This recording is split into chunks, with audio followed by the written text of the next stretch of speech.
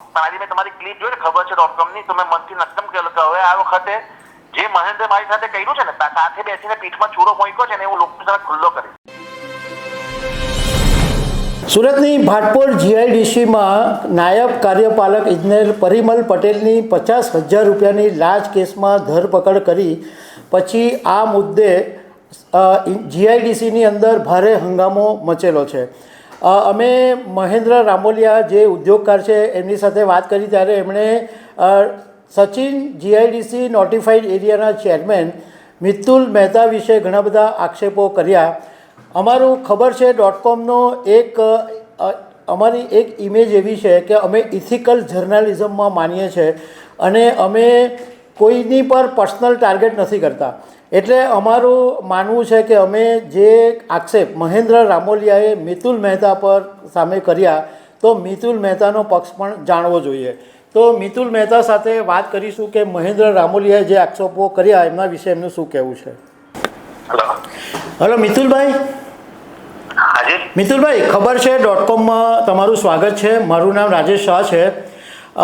સચિન જીઆઈડીસીના ઉદ્યોગકાર મહેન્દ્રભાઈ રામોલિયા, કે જેમને મહેન્દ્ર દાઢી તરીકે ઓળખવામાં આવે છે, એમણે તમારા વિશે ઘણા બધા આરોપો મૂક્યા છે કે તમે યુરિયા ચોરીમાં તમે વોન્ટેડ હતા, કે તમે 2015-16માં કંઈ પાણી ચોરી પણ હતી, અને ઘણા બધા કૌભાંડો વિશે એમણે વાત કરી છે. તો મેં ક્લિપ સાંભળી છે. જી જી જી. તો ખબર છે .comનું અમારું એક એવું સ્ટાન્ડર્ડ છે કે અમે કોઈની પણ આરોપ લાગ્યો હોય તો સામેવાળાનું પણ અમે એનું પણ સ્ટેન્ડ જાણવાની કોશિશ કરીએ છીએ. તો તમારું શું કહેવું છે એના વિશે મેં તમને ફોન કર્યો છે. પહેલા તો રાજેશભાઈ એવું કહું કે મહેન્દ્ર રામોલિયા જે વ્યક્તિએ કોઈની પર આરોપ મૂકવો ને, જી, એ હાસ્યાસ્પદ વાત છે. બરાબર. કારણ કે જે માણસ આરોપ અને કૌભાંડીઓની છબીમાં ભૂંડી હાર મેળવી ચૂકેલો વ્યક્તિ હોય, બરાબર, અને અત્યારે કોઈની પર આરોપ મૂકે એ ખૂબ જ શરમજનક અને હાસ્યાસ્પદ વાત છે. જી જી, બરાબર. તો હું તો એમ કહું કે સૂરજ પર અને ચાંદ પર કીચડ ઉછળવા જાય તો એના માથા પર ને મોઢા પર જ આવે, નક્કી છે. બરાબર. અને આગળ કહું તો હવે પહેલી વસ્તુ હતો પાણી ચોરીની વાત. રાઈટ.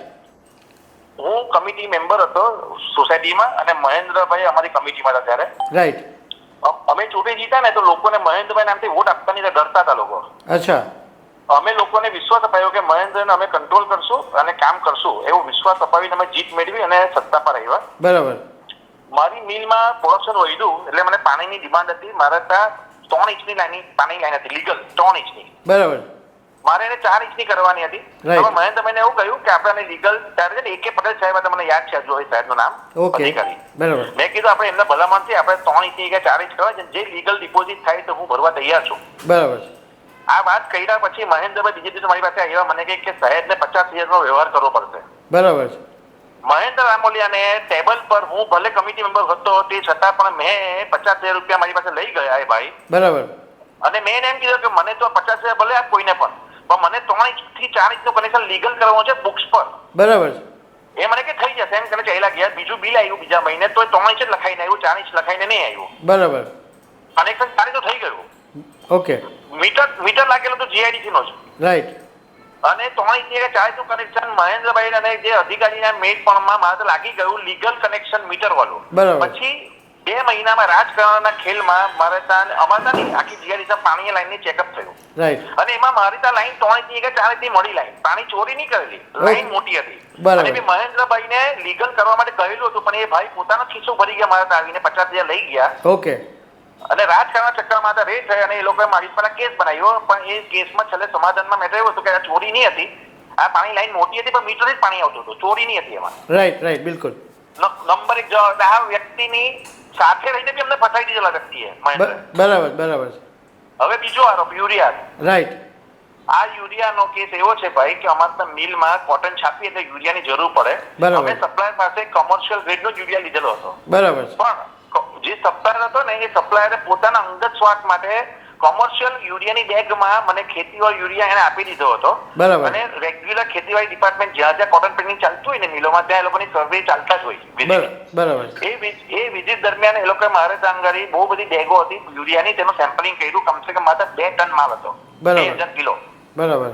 એ દરેક બેગનું સેમ્પલિંગ કરતા એ લોકોએ એવું જણાવ્યું અમને કે આમાંથી 500 કિલો માલ છે ને, 500 કિલો જેની રૂપિયામાં વેલ્યુ 2200 રૂપિયા થાય. બરાબર છે.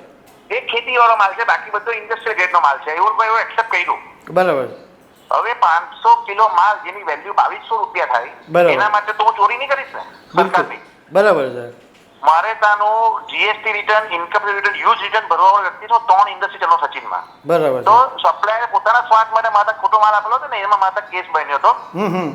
હવે આ જે કેસ બને યુરિયાનો, તેનું પોલીસ સાથે જામીન થઈ જાય. આખા ગુજરાત રાજ્યમાં નિયમ છે. બરાબર. અને ઘણી બધી જગ્યાએ યુરિયાના કેસ બન્યા આખા ગુજરાત રાજ્યમાં, તો પોલીસ સાથે જામીન થઈ ગયા. પણ આ મહેન્દ્રએ ઇલેક્શન સામે હતું અને એને મારા નામથી ઇલેક્શનની ડર હતો કે મિતુલભાઈ તો ચૂંટણીમાં ઉભો રહી તો હું હારી જાઉં, એ ડરથી એને ઉપર બધું નેટવર્ક ગોઠવું અને મારે ત્યાં જે ગુનો અજાણતા જે ગુનો થયો હતો, અજાણતા ને ગુનોને બહુ મોટો બનાવી દીધો. એ કેસ ક્રાઇમ બ્રાન્ચમાં રિપોર્ટ થઈ ગયો અને ત્યાંથી એ લોકોએ એવી ગેમ ગોઠવી કે મિતુલભાઈ ઇલેક્શનમાં નહીં ચૂંટણી લડી શકે. બરાબર.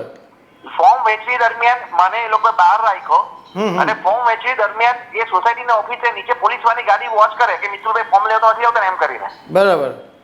આ બધો ડર એને ચૂંટણીમાં હારવાનો હતો કે મિતુલ મહેતા ચૂંટણીમાં આવે ને, સાહેબ હું તમને આજે ચેલેન્જ આપું છું, મહેન્દ્રની પેનલ પૂરી રીતે હારી. એકમાત્ર મહેન્દ્ર 18 મતથી જીત્યો છે ભાઈ, એ પણ મિતુલ મહેતા મેદાનમાં નહીં હતો ને ચૂંટણીના ફોર્મમાં. બરાબર. એટલા માટે ભાઈને 18 મતથી જીતા છે ભાઈ. બરાબર છે. અને આ મારી ઓપન ચેલેન્જ છે, આવતા 3 વર્ષ પછી ઇલેક્શન છે પાછું. બરાબર. મહેન્દ્રભાઈને જેટલું જોર લગાવી દે. બરાબર. સચિનમાંથી રાજકારણમાં સંન્યાસ લેવો નક્કી છે ને. અચ્છા. કોઈ બી ઉદ્યોગ કરવાની ફેવરમાં છે નહીં. અચ્છા. એને એની સત્તા દરમિયાન એક હતું શાસન ચલાવ્યું. બરાબર. પોતાની પત્નીના નામે સહીઓ કરી, બોગસ સહીઓ. બરાબર. અમારી બોગસ સહીઓ કરી છે, એનો કેસ અમે દાખલ કરેલો છે. બરાબર છે. એને પોતાની વાઇફની બોગસ સહી કરવાની આદત છે, અમારી બોગસ સહી કરવાની આદત છે. અને આ કરીને એને 5 વર્ષ એના શાસન દરમિયાન 18 રૂપિયાની સંપત્તિ બનાવીને સચિનમાં પોતાની જાતને ઉદ્યોગપતિ ગણાવે છે. બરાબર છે. કેમિકલના કૌભાંડ ખાલી કરવા, વિશ્વકર્મ મિલની નજીક જેમાં 4-6 કામદારો મૃત્યુ પામ્યા ને, પડદા પાછળના કલાકાર છે ને ભાઈ. અચ્છા. અને એ ચક્કરમાં આ જે લોકો ઉદ્યોગ કરે તો ખબર પડે છે શું થઈ રહ્યું નથી થઈ રહ્યું. બરાબર છે. 2023ની ચૂંટણીમાં કારની હાર મળીને એનું કારણ એનો ચહેરો હતો, કાળો ચહેરો. બરાબર છે. આ વસ્તુ આ શબ્દ જો 2 વર્ષ પછી બોલું છું, બાકી મેં 2 વર્ષ દરમિયાન કોણ મહેન્દ્ર એમ કરીને ચાલતો હતો, પણ આજે મેં તમારી ક્લિપ જોઈ ને ખબર છે .com ની, તો મેં મનથી નક્કમ કરેલું કે હવે આ વખતે જે મહેન્દ્ર મારી સાથે કર્યું છે ને, સાથે બેસીને પીઠમાં ચૂરો મૂક્યો છે ને, એવું લોકો સાથે ખુલ્લો કરીશ. Right right. મિતુલભાઈ પૂરું પાડ્યું છે. જી જી જી જી. આ કાળો ચહેરો છે, સચિનનું કાળું માથું છે, રાવણ છે. કોઈ સંજોગોમાં સચિનના ઉદ્યોગપતિ એને કબર કરે એમ નથી. જગ્યાએ આવતે 5 વર્ષે બી એમને સપનું જોતા રહીએ, આવતે 5 વર્ષ પછી સપનું દેખાશે, ચૂર સપનું છે, નક્કી છે. રાઈટ. મિતુલભાઈ, મહેન્દ્ર રામોલિયાએ એક એવો પણ આરોપ લગાવ્યો કે મિતુલ મહેતાની કોઈ બિઝનેસ જ નથી સચિનમાં, ખાલી કમિશન માટે કામ કરે છે, એવું પણ એમણે એક વાત કરી મારી સાથે. મિતુલ મહેતા સચિન જીઆઈડીસીમાં 3 પ્રાઇવેટ લિમિટેડ કંપની ચલાવે છે. Devi processors private limited, Archana dyeing and printing private limited, Rudraksh synthetics private limited. Okay. 18,000 square metre જગ્યાએ મારી 3 કંપની નામે છે. મારે ત્યાં 1500 કારીગર, 1500 વ્યક્તિને રોજી આપું છું. 1500 મહિને 3.5 કરોડ રૂપિયાનો પગાર ચૂકવું છું. બરાબર છે. મહેન્દ્ર રામોલિયાને આખી જિંદગીનો ટોટલ મારી જાય ને, અચ્છા, તો મારા 1 વર્ષે પહોંચી નહીં શકે. ઓકે. મહેન્દ્ર રામોલિયાને એટલે કે તું તારા આંકડા ગણ, અમારા આંકડા ગણવામાં તો તને આવતો જન્મ લેવો પડશે. Right right. મિતુલભાઈ, બીજી પણ એક વાત મેં સીધું જ મહેન્દ્રભાઈને એવું પૂછ્યું કે તમારા પર એવો આરોપ લાગે છે કે તમે તોડ પાણી કરો છો, તમે લાયોઝન કરો છો, તમે ભ્રષ્ટાચાર કરો છો. તો એમણે એવો જવાબ આપ્યો કે હું આવું કરતો હોઉં તો પોલીસ કમિશનર ઓફિસ છે, પોલીસ ક્રાઇમ બ્રાન્ચ છે, પોલીસમાં જ્યાં કોઈ મારા સામે ફરિયાદ કેમ નથી થતી?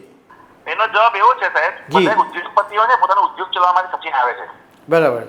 મહેન્દ્રભાઈ જેમ તોડબાજી કરવા લોકો દુશ્મનાટ કરવા નથી આવતા. બરાબર છે. એટલે કોઈ પણ ઉદ્યોગપતિ જયારે ઉદ્યોગ ચલાવવા માટે મક્કમ હોય ને, ત્યારે આવા ફાલતુ વ્યક્તિ સાથે દુશ્મનાટ લેતો નથી હોતો જનરલી. બરાબર. હવે જે ખંડણી પ્રક્રિયા તમને કહી દઉં, જે ખંડણી પ્રક્રિયા મેં ચલાવ્યું ને 4-5 મહિના પહેલા, ફેબ્રુઆરી મહિનામાં, એમાં જે સ્કેમ થયો, જે કેમેરા મૂકીને ડિટેક્ટિવ ને એ લોકો પૈસા આપતા પકડાયા, જી, એ આરોપીઓ એ મહેન્દ્રભાઈના જૂના ભાગીદાર હતા. અચ્છા. હા, એ લોકોની તોડબાજી કરવાની. મહેન્દ્રભાઈ લાઈન બતાવે કે આ લાઈનમાં તું ફોટા પાડ. અચ્છા. પછી ફોટા પાડીને પેલી ઇન્ડસ્ટ્રી બ્લેકમેલ કરે. અચ્છા. એટલે પેલી ઇન્ડસ્ટ્રી વાળાને ખબર છે કે આનો તોડ કોણ કરે કે મહેન્દ્ર, એટલે મહેન્દ્રને બોલાવે. પછી સેટલમેન્ટ થાય. અચ્છા. અને જે પૈસા ખંડણીખોરને મળે તેમાં મહેન્દ્રભાઈ પોતાનો હિસ્સો લઈને છૂટા પડતા હતા. ઓકે, તો મિતુલભાઈ આ તમે પેલું પડીને એમાં દુશ્મન ઊભી થઈ અને દુશ્મનના ભાગરૂપે આ કામ કરવામાં આવ્યું છે. જી જી, જીપીસીબીનું પેલું જે પાણીનો ઇસ્યુ હતો ને એની અંદર જે હમણાં મહેન્દ્રભાઈ બધું કોઈને પકડાવેલા એ ઇસ્યુની વાત કરો છો? હા, એ જ ઇસ્યુની વાત કરું છું. એ કામ તો બરાબર હતું કારણ કે અમારી મોટી મોટી ઇન્ડસ્ટ્રીને ખંડણીખોર હેરાન કરતા હતા. પણ આ ખંડણીખોરને મોટા બનાવવા જ મહેન્દ્ર છે. બરાબર છે. એ લોકોને ભૂતકાળ સમજ નહીં હતી, પણ પેલા કેવા અસામાજિક તત્વો હતા ને એને મહેન્દ્ર નાઈન બતાવી, એને રસ્તો બતાવ્યો, એના નામે કમ્પ્લેન કરાવી, ભાગ બતાવી કરીને મોટા બનાવ્યા એ લોકોને. બરાબર. અને હવે સાહુકારી કરવાનો સમય આવ્યો. અચ્છા. હા, એટલે પેલો લૂંટારૂ હતો, વાલીઓ લૂંટારૂ તે વાલ્મીકી બની ગયો. અચ્છા. હા, એટલે વાલ્મીકી બન્યા ભાઈ અત્યારે વાલી લૂંટારો માટે. Okay okay મિતુલભાઈ, thank you very much. ખબર છે .com પર વાળો. Thank you very much sir. Okay, thank you sir. તો દર્શક મિત્રો, આ જે મહેન્દ્ર રામોલિયાએ જે આક્ષેપો કર્યા હતા એનો આ મિતુલ મહેતાએ જવાબ આપ્યા છે. હવે તમારે નક્કી કરી લેવાનું કે એમાં સાચું કોણ ખોટું કોણ છે. તો દર્શક મિત્રો, આવા અનેક અપડેટની સાથે અમે તમને મળતા રહીશું. Thank you very much.